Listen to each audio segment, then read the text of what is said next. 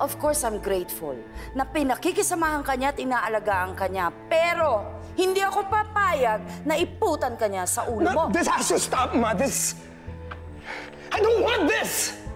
Sinisira mo lang kami ni Stella eh. Why? Why are you doing this? I know na masasaktan ka kapag nalaman mo ang katotohanan. But Roald, hindi man pwedeng magsawalang kibo na lamang ako.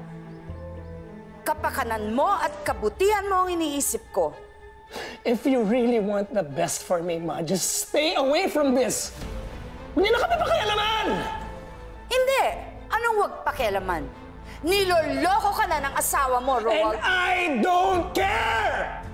Even if she does not love you? I love her! Don't be stupid! Walang therapy ang stupidity!